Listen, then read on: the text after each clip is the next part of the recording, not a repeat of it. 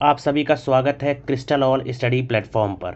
चलिए आज हम देखेंगे हमारा लेक्चर 3 मॉडर्न हिस्ट्री का, जिसमें हमारा आज का टॉपिक रहने वाला है important revolts against British rule in India. और इसमें हम सारे वो इम्पोर्टेंट मूवमेंट्स या फिर रिवॉल्ट्स पढ़ेंगे, जैसे सिविल रिवॉल्ट्स हो गया, या फिर पीजेंट्स के जो भी रिवॉल्ट रहे, या फिर जो भी सोशल रिफॉर्म मूवमेंट्स रहे ब्रिटिश पीरियड के दौरान। तो ये चीज़ें हम देखेंगे और डिस्कस करेंगे कि सीयूटी में हमारा क्या क्या इंपॉर्टेंट क्वेश्चन बन सकता है। और myself Pushpen Singh, I am your tutor mentor for history general test CUT. और बाकी this platform is crystal all, please इसको आप लोग सब्सक्राइब करें। तो let's move on to our topic. ठीक है, तो सबसे पहले we will start with civil revolts.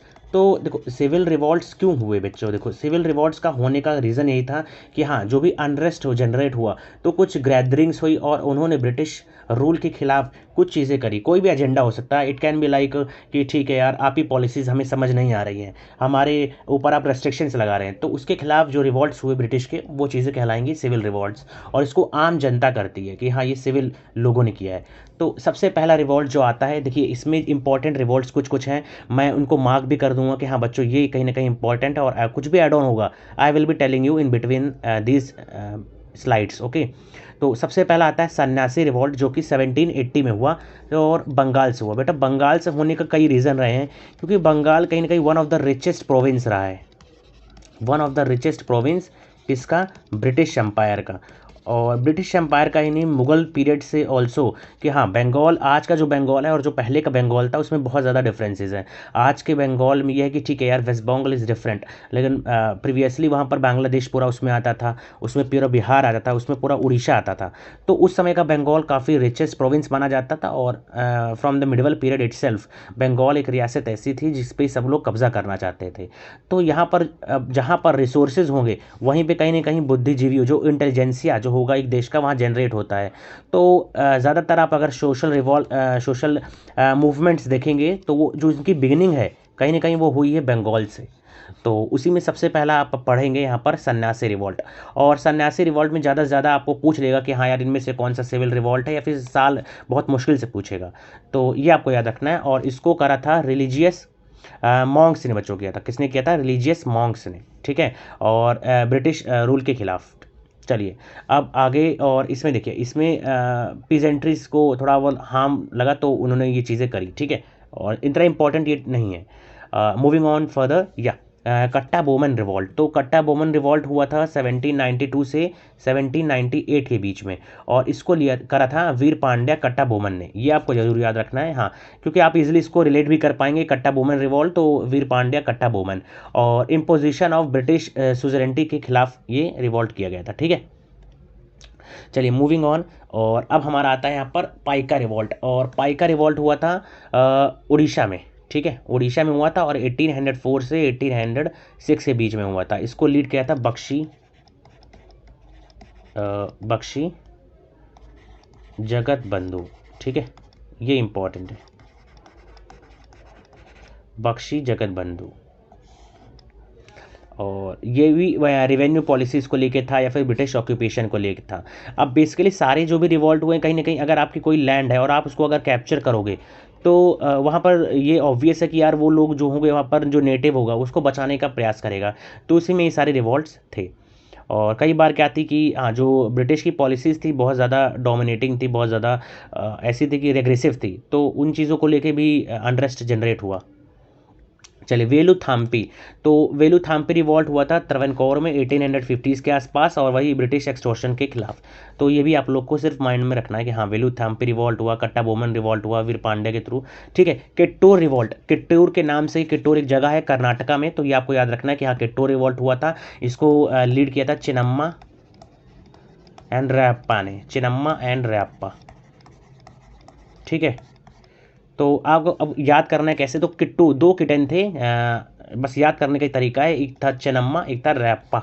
ठीक है, चिन अप्पा, चिन अप्पा, आप ऐसे याद कर लीजिएगा ताकि आपको ये रिमेंबर रहे कि ठीक है यार, किट्टू है, किटन टाइप है, और चिन और अप्पा उनका नाम रखा गया है। ठीक है, तो चिन्नम्मा एंड रैप्पा। बाकी मैं आपको ट्रिक्स भी दे सकता हूँ, लेकिन बच्चों आपके जो एग्ज़ाम में खास करके जो CUT होता है उसमें क्या होता है कि आपको पूरा याद नहीं करना है, आपको कुछ कुछ चीज़ें याद करनी हैं जो इंपॉर्टेंट आ सकती हैं। तो उसके हिसाब से मैंने वो बहुत बड़ी बड़ी ट्रिक्स नहीं दी है कि हाँ 12-13 मूवमेंट से उनको एक ट्रिक के थ्रू समझा दिया जाए। बेसिकली आप ये कर सकते हैं कि अगर आप किट्टूर को देखें तो आपको अंदर ही आना चाहिए, दो नेम थे, चिनम्मा और रैप्पा। किट्टूर एक जगह है कर्नाटका में और इसका रिवॉल्ट हुआ था 1824 में। इससे ज़्यादा आपके पेपर में आ भी नहीं सकता है, ठीक है। अब पागलपंथी रिवॉल्ट हुआ, तो पागलपंथी रिवॉल्ट किसने किया? देखिए अब यहाँ पर रिवॉल्ट किया था करमशाह और टीपू ने, ठीक है। करमशाह और टीपू ने। किस लिए? रिलीजियस नेचर का ये रिवॉल्ट था, रिलीजियस नेचर का। और बाकी कौन से साल में हुआ? तो ये से एक पीरियड था 1825 से 1833 तक जो ये रिवॉल्ट इस बीच चला। नेक्स्ट आता है राजू विजैक, और बीरभद्र राजू ने इसको किया था रिवॉल्ट को, ठीक है, 1827 के आसपास। तो ये भी आपको एक पॉइंट में अपने दिमाग में रखना है कि हाँ राजू रिवॉल्ट हुआ था, बीरभद्र राजू। नेक्स्ट आता है फरेजी रिवॉल्ट। अब फरेजी रिवॉल्ट हुआ था हमारा 1838 के आसपास, ठीक है, 1838 के आसपास हुआ। और हाजी सरायतुल्ला, हाजी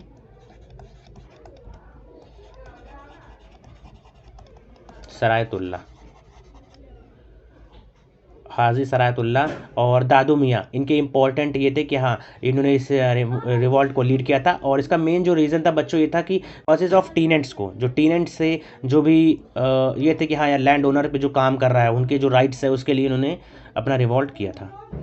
मूविंग ऑन फर्दर, सतवांडी रिवॉल्ट। अब सतवांडी लग भी रहा है कि हाँ यार ये महाराष्ट्र से एक रिवॉल्ट हुआ था 1839 के आसपास, और फोंड सावंत एंड अन्ना साहिब इसको लीड कर रहे थे, ठीक है। सतवांडी कहाँ पे हुआ था? महाराष्ट्र में हुआ था 1839 के आसपास। फोंड सावंत, अन्ना साहिब ने इसको लीड किया था। तो आपको पूरा बहुत अच्छे से याद नहीं करना, बस आपको एक ये आइडिया रखना कि हाँ यार सतवांडी रिवॉल्ट हुआ था 1839-1840 के आसपास। अब कूका रिवॉल्ट आपको ये जरूर याद रखना है कि जो कूका रिवॉल्ट था ये कब हुआ था? तो ये हुआ था 1840s के आसपास, ठीक है, कूका रिवॉल्ट। और इसको लीड किया था, किसने लीड करा था इसको, कूका रिवॉल्ट को? तो भगत जवाहरमल एंड सिया साहेब इन पंजाब, ठीक है, ये आपको याद रखना है। और ये पेपर्स में आ सकता है कि हाँ यार कूका रिवॉल्ट को किसने लीड किया था। चलिए next moving on, Gadkari revolt. तो गडकरी ये कोल्हापुर में हुआ था जो महाराष्ट्र में पड़ता है, और रेवेन्यू पॉलिसी को लेके हुआ था। तो ये आपको याद रखना है। पोलीगार रिवॉल्ट हुआ था लेड बाय नरसिम्हा रेड्डी, नरसिम्हा रेड्डी करनूल में, ठीक है। पोलीगार रिवॉल्ट ये आपको याद रखना है 1846 के आसपास।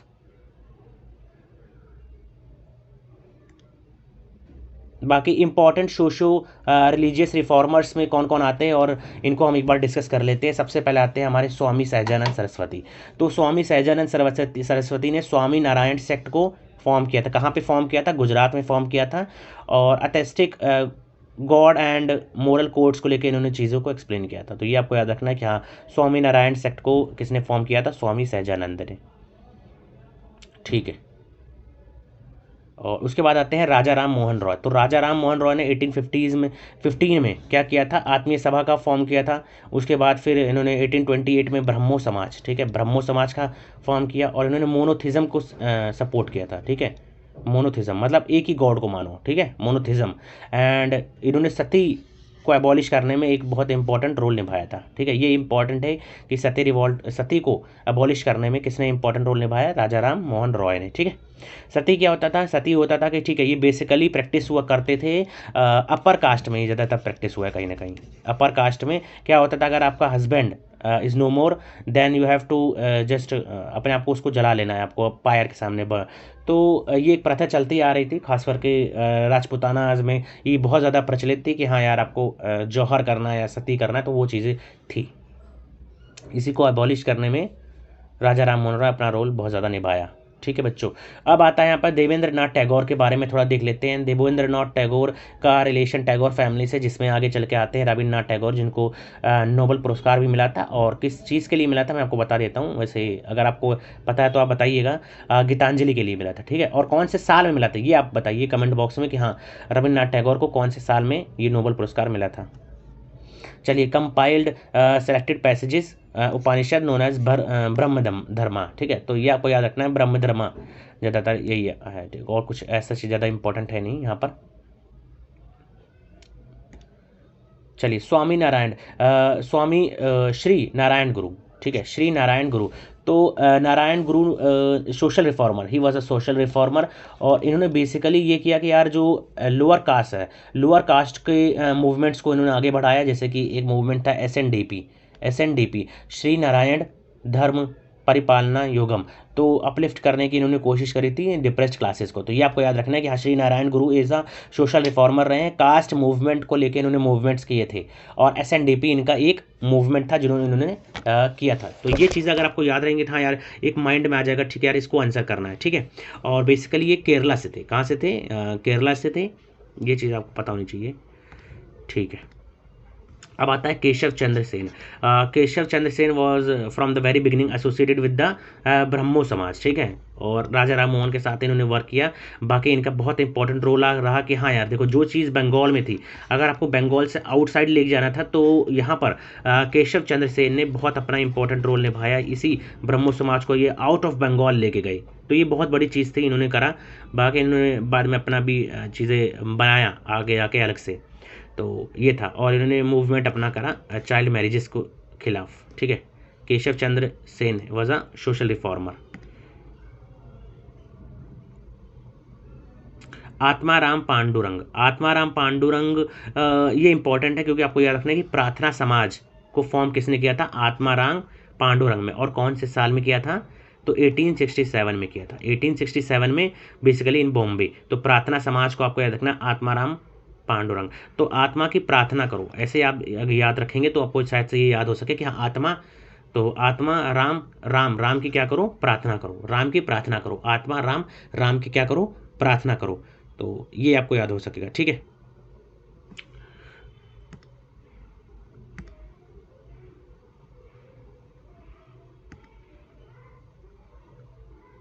चलिए, स्वामी दयानंद सरस्वती। स्वामी दयानंद सरस्वती ने क्या फॉर्म करा था? आर्य सॉरी एक सेकंड, आर्य समाज का इन्होंने फॉर्मेशन किया था। और आर्य समाज का इन्होंने एक सेकंड, इसको मैं लिखता हूँ क्या हुआ, एक सेकंड। ये स्वामी दयानंद सरस्वती। तो स्वामी दयानंद सरस्वती ने क्या फॉर्म किया था? आर्य समाज का इन्होंने फॉर्मेशन किया था। और 1857 में 1875 में इन्होंने फॉर्मेशन किया था।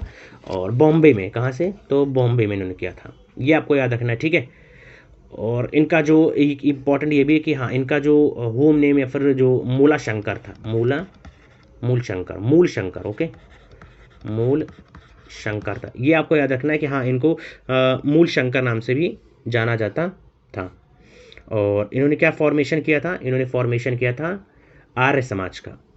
ठीक है, इन्होंने एक नारा भी दिया था, गो बैक टू वेदास। इन्होंने नारा दिया था go back to Vedas, go back to Vedas. शायद से कुछ थोड़ा प्रॉब्लम्स आ रहा है लिखने में, लेकिन मैं इसको I will check it out. और अभी तो लेक्चर चल रहा है, इसको प्लीज़ आप देखिएगा। नेक्स्ट, मैडम ब्लावाट्स्की ने थियोसॉफिकल सोसाइटी को फॉर्म किया था। कहाँ पे किया था?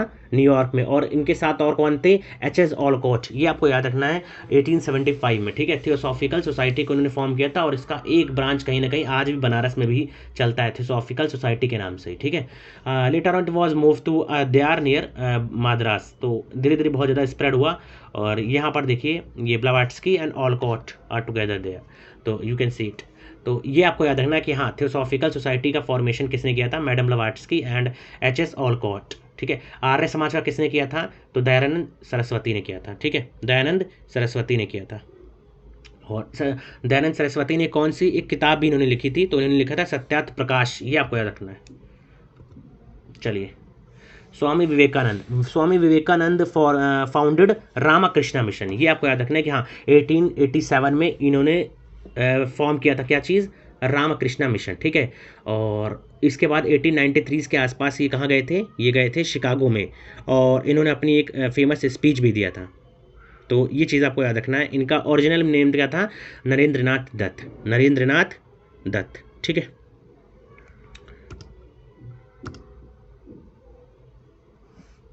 चलिए, और कुछ अब ये इंपॉर्टेंट जो भी हमारी ऑर्गेनाइजेशन जो फॉर्म हुई, जैसे देवेंद्र नाथ टैगोर ने क्या फॉर्म किया था? तत्बोधनी सभा। देवेंद्र नाथ टैगोर ने क्या फॉर्म किया था? तत्वबोधिनी सभा, ये आपको याद रखना है। प्रार्थना समाज किसने फॉर्म किया था? आत्माराम पांडुरंग में, ये आपको मैंने अभी बताया कि हाँ यार आत्माराम, राम की प्रार्थना करो, प्रार्थना समाज, ठीक है। साधारण ब्रह्मो समाज, ये दूसरा है, एक है ब्रह्मो समाज, एक है साधारण ब्रह्मो समाज, ये करा था आनंद मोहन बोस ने, आनंद मोहन बोस ने, ये आपको याद रखना है, ठीक है। तो चलिए आज के लिए ये हमारे कुछ मूवमेंट्स थे और जो इम्पोर्टेंट थे कि हाँ यार ये आपके पेपर में आ सकते हैं, कि मैंने आपको बताया। और इसमें से आपको ये याद रखना है कि हाँ सत्यशोधक समाज ये किसने फॉर्म किया था? तो सत्यशोधक समाज किया था ज्योतिबा फूले ने, ये आपको याद रखना है, ज्योतिबा फूले, क्योंकि इसमें ये चीज़ नोटेड नहीं है तो ये इंपॉर्टेंट आता है आपके पेपर में कि हाँ ये आ सकता है सत्यशोधक समाज, क्योंकि SNDP आपको पढ़ा दिया गया है। और बाकी ये आपको याद रखना है कि हाँ ज्योतिबा फूले ने किया था सत्यशोधक समाज।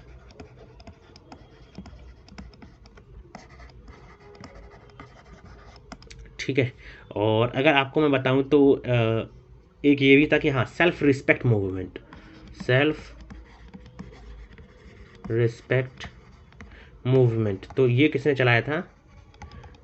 EV रामास्वामी नायकर, पेरियार, ठीक है, इनको पेरियार नाम से भी जाना गया, ठीक है। तो ये भी आपको याद रखना है, सेल्फ रिस्पेक्ट मूवमेंट हो गया, ज्योतिबा फूले ने किया था सत्यशोधक समाज, ठीक है। और तत्वबोधिनी सभा आपको बता दिया कि हाँ ये किया था देवेंद्रनाथ टैगोर ने, तत्वबोधिनी सभा। उसके बाद ब्रह्मो समाज आपने पढ़ लिया। तो ठीक है, ये सारे कुछ आपको इंपॉर्टेंट थे कि हाँ ये इंपॉर्टेंट पेपर्स में आ सकते हैं, तो इसको जरूर एक बार आप रिवाइज कीजिएगा। बाकी मैं इस पर एक MCQ लाऊंगा, क्योंकि बेटर अंडरस्टैंडिंग के लिए यहाँ पर एक MCQ जरूरी है कि हाँ ये मूवमेंट है, इनको किसने की स्टार्ट किया और क्या क्या चीज़ें उसमें रही, तो ये ज़रूरी था। चलिए आज के लिए काफ़ी हमारा हो चुका है डिस्कशन यहाँ पर। और अगर आपको ज्वाइन करना है प्लीज़ आप ये हमारा हेल्पलाइन नंबर है, आप लोग यहाँ हमें कांटेक्ट कीजिए। कोई भी अगर आपको नीड है कि हाँ यार हमें CUET का बैच ज्वाइन करना है, हमें 9th का जो भी एग्ज़ाम कॉम्पिटिटिव एग्ज़ाम होता है वो तैयारी करना है, 11th का करना है, तो आप लोग इसको ज्वाइन कर सकते हैं। बाकी जो भी क्विज़ वगैरह होती है वो हमारी क्रिस्टल ऑल इंडिया नाम से एक हमारा टेलीग्राम चैनल है, आप उसको ज्वाइन कर लीजिए। कोई भी क्वेरी है, कुछ भी है, तो आप हमें ईमेल कीजिए इस पर। और अगर कोई भी बैच चाहिए, क्योंकि हमारे अभी फ्री बैचेस चल रहे हैं, तो आप लोग एक बार क्लिक करिएगा, इस पर डालिएगा और then you can just join it. कोई भी मटेरियल चाहिए तो आप बताइएगा, मैसेज कीजिए, हम we will forward it to you. तो थैंक यू आज के लिए, I hope you like it, please इसको शेयर कीजिएगा।